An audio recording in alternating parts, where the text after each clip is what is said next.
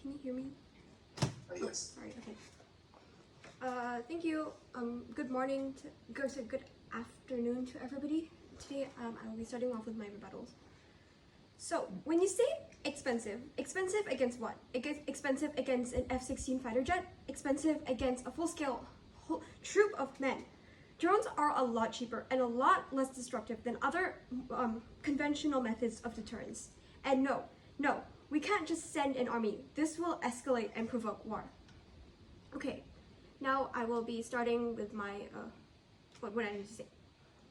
The DLO said that my DPM said that drones can malfunctions.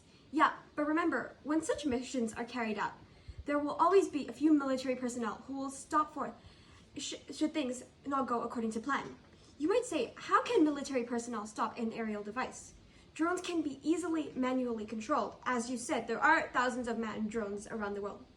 Drone strikes are a quick and efficient way to achieve and deter attacks. Legitimacy is defined as something that is permitted under international law, because we are talking under the theme of warfare. The only law that actually prevents international warfare is Article 41 of the United Nations Charter. If a country deploys military armed forces against another country, it will cause escalation, just like we have seen in the Russia-Ukraine war. They have deployed full-scale armed forces. It has caused great casualties to civilians. Now we have the technology in drones to perform targeted attacks, greatly reducing the casualties suffered on both the military and civilian side.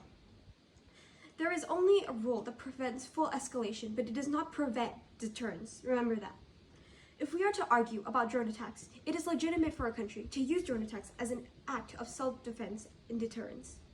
We are not talking about using drone attacks as an act of invasion. A country would need a full-scale military force, including artillery and armed forces, to actually count as invading. If we are looking at public policy, it demands peace. Public policy demands peace. Let me repeat that. It demands security from any threat.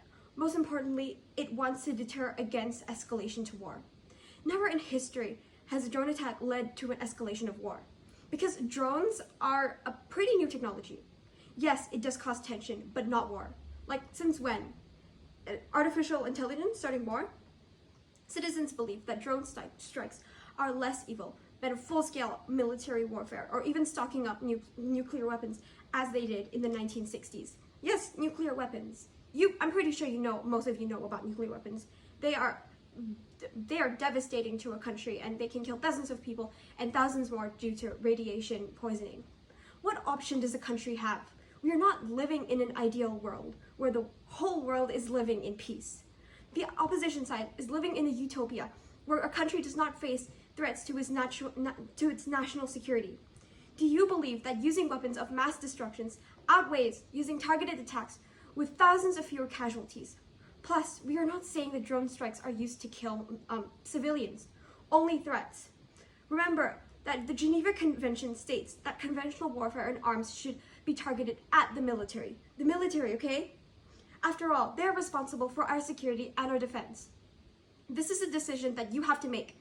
It is a decision that will decide the fate of thousands of innocent lives.